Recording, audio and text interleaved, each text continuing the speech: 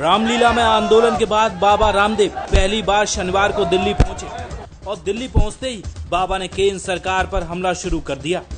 इस बार बाबा ने सरकार को काले धन के बजाय काले कोयले को लेकर हमला बोला। बाबा ने आरोप लगाया कि सरकार ने कोयले आवंटन में 20 लाख करोड़ की दलाली ली है। तो यदि 10% की भी दलाली हुई तो कम से कम कांग्रेस ने इस कोयला घोटाले में 20 लाख करोड़ रुपए की दलाली ली है। और इतनी बड़ी चोरी करने के बाद, इतना बड़ा माल काटने के बाद, इतनी बड़ी दलाली लेने के बाद बहुत बेशर्मी से कांग्रेस कहती है कि हमारी सरकार ईमानदार है और हमारे प्रधानमंत्री ईमानदार हैं।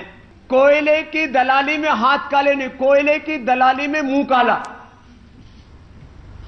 और इतना बड़ा घोटाला, उसके बाद भी कहते हैं हम इस्तीफा नहीं देंगे।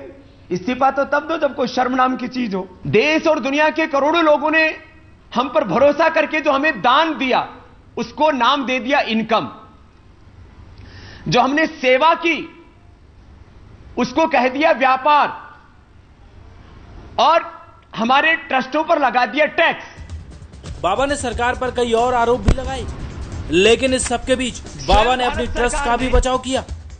बाबा ने एक बार फिर आरोप लगाया कि सरकार उन्हें फंसाने के लिए उनके चेलों को खरीदने की साजिश रच रही है।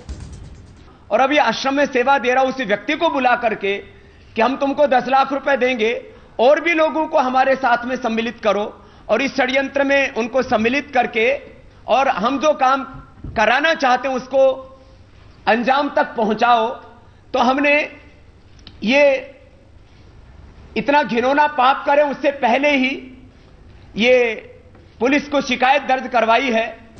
बहरहाल अब सवाल ये है कि क्या वाकई बाबा के आरोप में कोई सच्चाई है या फिर बाबा भी कोयले की जंग में कूदकर केवल और केवल अपनी मौजूदगी की धमक दर्ज कराना चाहते हैं। News point bureau.